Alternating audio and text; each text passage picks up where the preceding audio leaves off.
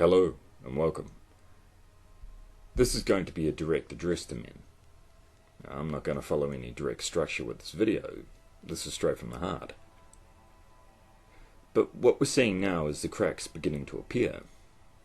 It's going to take many years for any change to be effected on behalf of males, but the tide of consciousness is shifting, even if it's manifesting itself solely in confusion and anxiety. Now, questions will inevitably follow, and men and women are now asking those questions. Look at the kickback against feminism. Even though the motivations of these women against feminism, as they call themselves, are still all about keeping men in the role of the human ATM machine. Now, feminism is impinging on their gravy train. It's become a dirty word. But no need to say it out loud. It's part of the social fabric now. So why say fuck you to male rights when you can say it with a smile on your face? Pandering to the male urge to act as provider. But the truth is, the majority of men, they perceive themselves through a societal and female filter that's leaving them emotionally and psychologically eviscerated. If we look at the drivers behind male identity, behind male self-perception, behind actions, we see this damage on a daily basis. What is a man's purpose? What drives men? What drives men to have sex? To create, to feel affection, to be altruistic? Though, is anyone ever truly altruistic? It's never something for nothing. But in today's world, men are sounding boards. Every answer they give, every insight a male shares, is open for judgment. This insight or answer has to conform to a stereotype that demeans or disempowers him. And if he doesn't conform, he's then the omega of the pack, an outsider to be excluded or derided. He's a threat. And these messages that men receive, shame them, steer them away from developing and embracing a healthy and empowering model of masculinity. You hear the messages, you can't get laid, you're a loser, you live in your mother's basement, you're just angry, whatever. And these messages, they destroy a young man's self-esteem. You look in the eyes of many a young man today, you see it, that deadness, that fear, that sadness, just waiting for someone to reach out to them. Just so they can slap that hand away. Just so they can say, fuck you. Just so they can finally feel some degree of empowerment. And anyone who levels these negative messages or directs a shaming language at males, they're not to be trusted. Because such a person is on the defensive, they're scrambling. These messages, they manifest internally.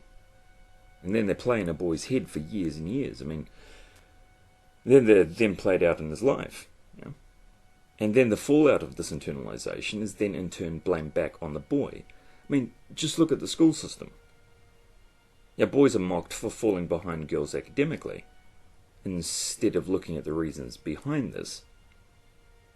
The education system, it went through a major overhaul in the 1990s. And classrooms are now pressure cookers of misandry. Masculinity is a dirty word in schools. The messages I was fed as a boy, they were hateful. It was a constant assault on masculinity. Indoctrination camps. Brainwashing males into a life of servitude and self-hatred. And the bogus statistics and propaganda of girls suffering in some male-dominated and aggressive education system.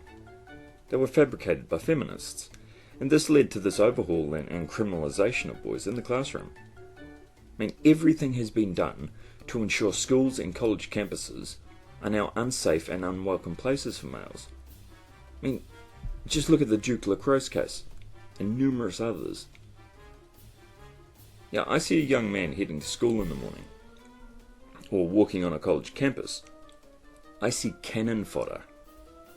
You're blissfully unaware of just how precarious their freedom and their futures really are. And on the home front, I mean, you see it every day. Your single mothers and spousal projection, damaging boys' development. You're causing them to grow up with so much rage, so much resentment, shame. Yeah, how can a man ever feel competent or worthy of love if he's never been deemed worthy of his mother's love? If all he's ever been to his mother is a utility. Yeah, a mother's love. Yeah, maternal love. Yeah, I haven't seen much evidence of it. Man, I've seen tremendous affection from fathers towards their children, but very little of it from the mother. Man, it could be successfully argued that maternalism is a falsehood. The overwhelming majority of murders and abuse perpetrated against children are committed by mothers. These statistics, they're readily available. I mean, if you look at the statistics from the US Census Bureau or the Department of Health, the Center of Disease Control, the Department of Justice, the Department of Corrections, so on, you see close to half of American children are in single mother homes. They're the majority of youth suicides. They're the majority of runaways, kids with behavior disorders. They're the majority of rapists, dropouts, addicts, pregnant teens, Borstal boys, inmates, the list goes on. All products of a single mother conveyor belt of dysfunction. I mean, you want a blueprint for a fucked up adult. Put a child in the hands of a woman. Then remove the father through the courts, and there you have it. A walking time bomb. Men, they may not identify this manipulation by the mother until much later in life, if at all. The burden of guilt, of shame, of regret that comes with it. I mean, this manipulative behaviour by his mother, the constant judgment, and so on. I mean, we have males constantly trying to win their mother's approval with every relationship. Projecting hate, anger, insecurity onto every female. But most men, I mean, they won't even entertain this idea due to the stigma it carries. I fear they'll be seen as mother's boys, even for identifying how this related to their own experience. Or they'll just become defensive and go on the attack. I mean, you question a man's mother and see the result. Your mothers are a protected species, even if said mother was an abusive tyrant, who sought to finish the emasculation job on him she couldn't finish on his father. And this is how men live. Seeking identity and validation through the female filter. I mean, it really is a rabbit hole. It's interesting that the old adage of the absence of the male provider model is still marched out, still trotted out to explain the feeling of despondency or lack of purpose that males face today. I mean, when I was growing up, fathers were seen as fools, as suckers, as the fat spineless slob from any generic sitcom. I mean, it wasn't something that myself or any of my peers ever aspired to be. I mean, many of my peers, they did get married, and they became what they despised. And they've done their best to find meaning in a dark, vacuous hole. Male despondency, I mean, it goes far deeper than a tired stereotype that evokes pity rather than enthusiasm. But it's no mistake. I mean, everything is always being tied back to the male as provider, and the female as the prize. And a recycled prize at that. But what is a man without female validation? What defines a man? If you look at it, social structures, traditional relationships, they're crumbling. And males, I mean, they're attacked and demeaned at every turn. And these risks, and the negatives that are, I mean, they're forcing men to reevaluate their perspective. I mean, if any degree of investment equates to diminishing returns, men will take their money and their productivity elsewhere. I mean, they'll find their own way. But, I mean, more times than not, I mean, it's men retreating into the solace of addiction or violence or isolation. I mean, the legs have been kicked out from under them, and all they're trained to do is turn that anger and resentment inwards. Then we all pay the price. You know, the family court, the legal system, false accusations, paternity fraud, you know, a whole milieu of risks that men face daily. I mean, men can't negotiate. They can only mitigate. And even then it's out of his control what happens next. I mean, it's still dependent on the word of the female. Yeah, a woman points her finger and accuses a male. The burden of proof is on him. And even if he proves his innocence, the burden of guilt is still there. Now, question being, what is your freedom worth? What is freedom? Yeah, most men, they've never experienced it. They're still locked into proving their worth to females. But men, they need to adopt the same survival instinct as the female, you know, to become a survival mechanism. Because there is a war against males. Yeah, make no mistake. I mean, there are more males speaking out online, but we have to understand this is not a safety net. You know, we need to pick our battles carefully. We need to be able to navigate our environment. And awareness is the key. So no, we're not going to shut up. I mean, it can be argued. It can be argued that monogamy is a modern social construct. I mean, men are attracted to sexual variety. You know, in the absence of variety, men's libidos will wane. And there's studies showing that men's testosterone levels decrease. It decreases while they're in long-term relationships. And, you know, strict sexual monogamy, it's not a facet of any animal species. So it's not a natural condition for males. But of course, you know, we've all seen it. You've seen talk shows, you know, the husband on the couch being attacked for having a low libido. The sexually empowered wife wanting more action in the bedroom. And the shaming language, it gets levelled at him. You know, you're not a real man, you need to grow up. You know, you're hurtful and hateful of women, you're not emotionally invested. Yeah, a whole industry of people making millions off this fabricated lie and the shaming of males.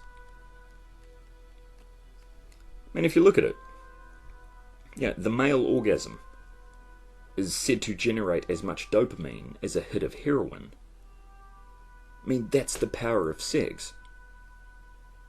But both bodily and mental arousal, they work together. You know, sex equals control. And sexual guilt, I mean, it's a very effective means of breaking a person. You know, you think about it. If you're spending all your time denying and fighting your internal urges, you know, shaming yourself in the process, and living in a state of perpetual guilt, then you're ignoring your real needs. It's not a great way to achieve balance in your life. And our actions, I mean, they're influenced by biological drives, you know, driving us to or away from stimulus. I mean, if you don't connect the dots, you're a nether ape. You're a slave to your biology. Now, our perspective, the first step in our mental and social development, how we perceive ourselves and how we perceive others, is based heavily on the environment we're raised in. I mean, you look at studies, I mean, they show a violent home. A violent home life has the same effect on a child's brain as combat soldiers suffering severe post-traumatic stress disorder. And this is never looked at in regards to boys. All they ever receive is the finger of blame. And if we're validated If we're validated growing up, we develop trust, we formulate a positive identity.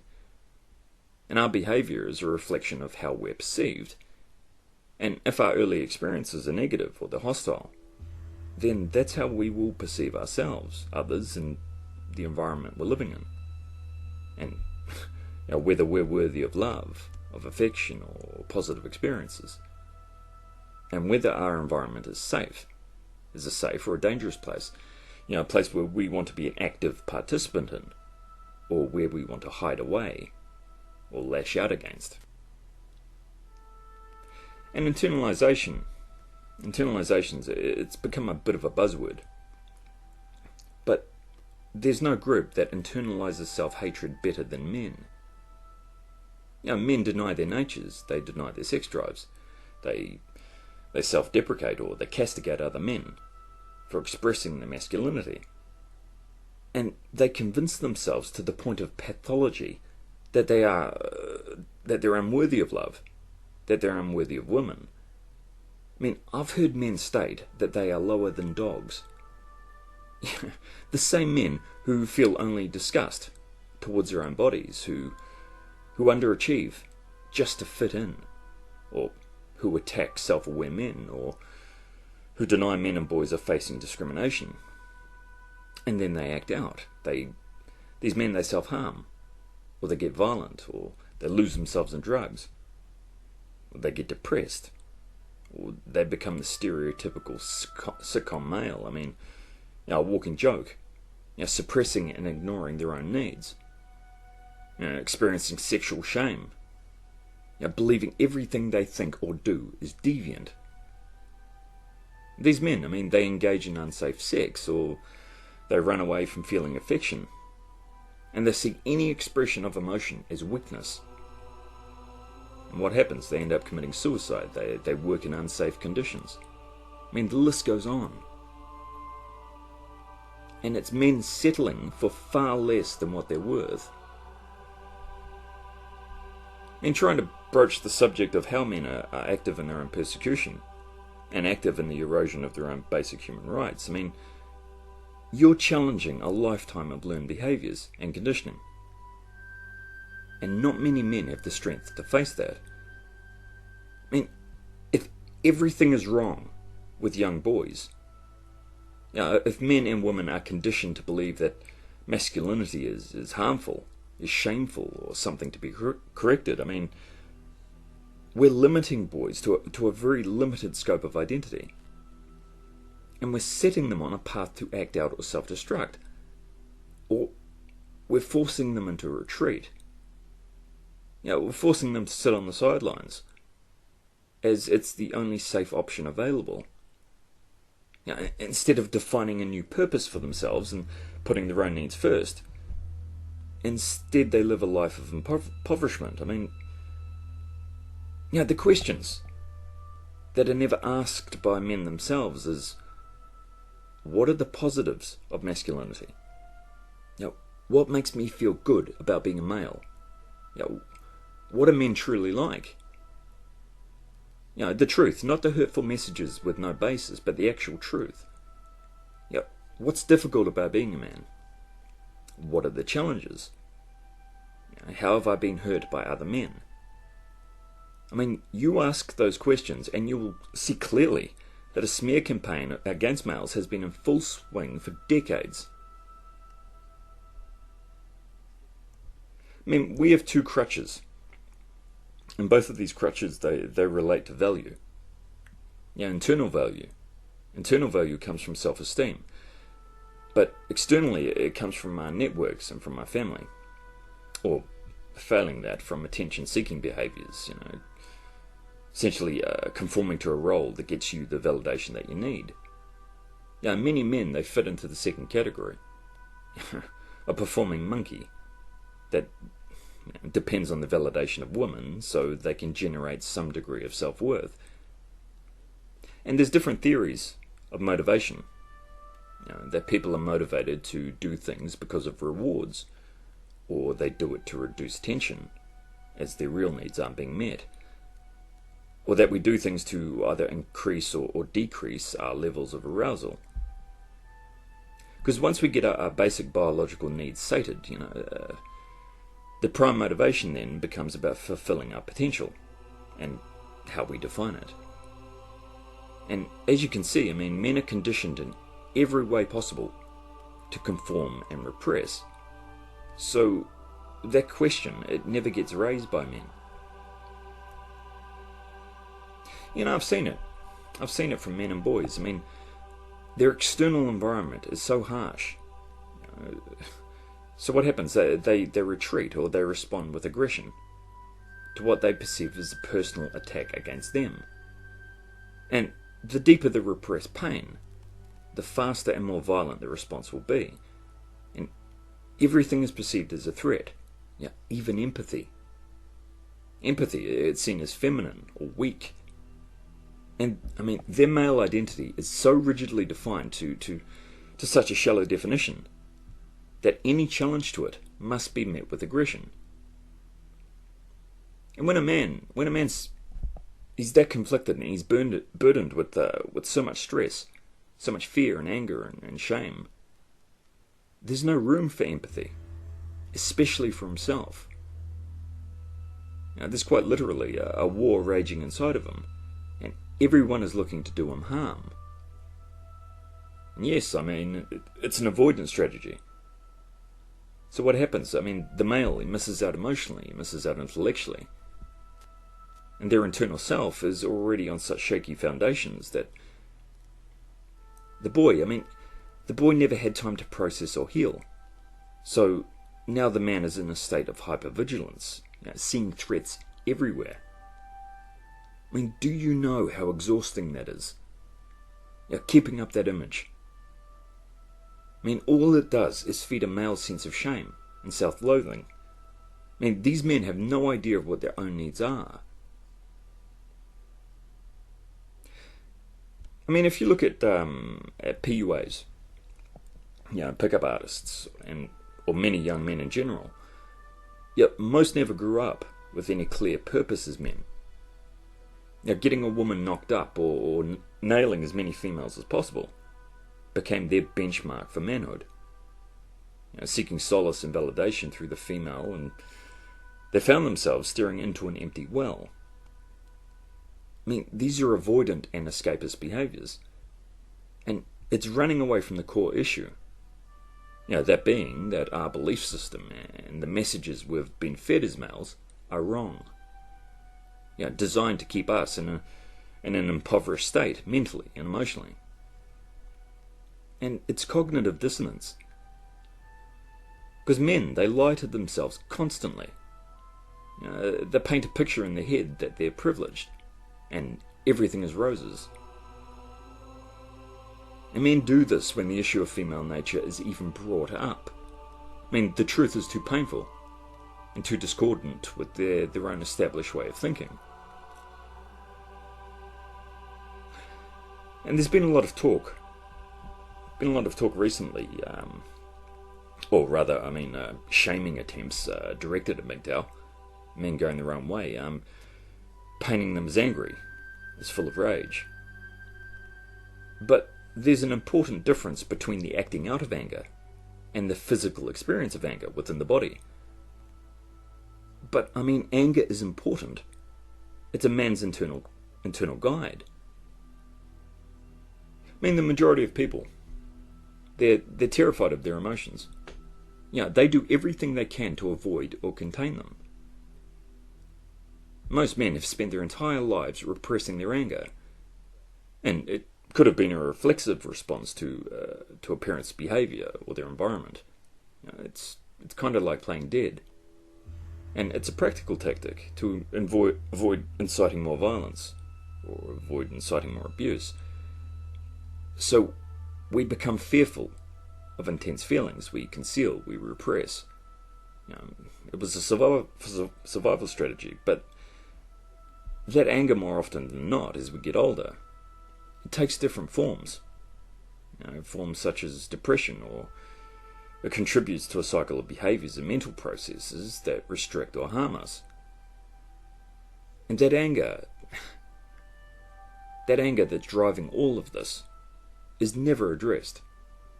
It's never worked through, so we resolve nothing. And all there is projection. And everyone is coloured with the same brush, so the cycle, it never ends. But anger, anger is a vital tool, and without it, a man can't defend himself or define his goals, and he will have no boundaries, no sense of outrage. Anger is our guide. If we ignore that voice as males, we will pay the price, because there's no safety net for men today. If you're not angry over the treatment of men and boys today, if you can't define what is acceptable and what isn't, you're already a walking casualty. You're part of the problem. You show me a man running from his emotions, and I'll show you a man that's suffering. I'll show you an isolated man, limiting his opportunities, disregarding his rights and his dreams. A walking doormat, soon to be a walking statistic. A man living in fear, as opposed to a man experiencing and processing his anger, they're far more likely to suffer health-wise. Studies validate this. Fear will eat a man from the inside out. A man has to have boundaries. He has to stand for something. Even in terms of making informed choices, when you feel a sense of indignation, when you feel anger, you have a better ability to decipher between arguments or points of view. Without anger, a person can be easily swayed. You can better identify what's important to you, because it pushes you, it drives you to find others that support your search for truth. I remember that scene from the movie Network. Howard Beale standing up in front of a TV audience and chanting, "I'm mad as hell, and I'm not going to take it anymore." In that scene, he addressed his audience and he said, "It's like everything everywhere is going crazy, so we don't go out anymore. We sit in the house, and the world we're living in just keeps getting smaller and smaller. And all we say is, please leave us alone in our living rooms. Let me have my toaster and my TV, and I won't say anything. Just leave me alone." Well, I'm not going to leave you alone. I want you to get mad. You gotta say I'm a human being, goddammit, and my life has value. Men are finding the truth, and they're finding support from other men in a safe environment where they can finally express their anger and their pain.